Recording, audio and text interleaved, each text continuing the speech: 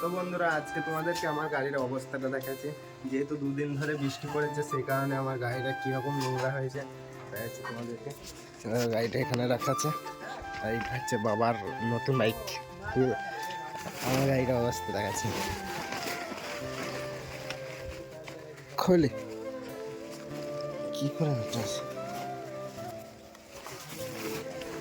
সব ছিঁড়ে গিয়েছে প্যাকেট নাকি।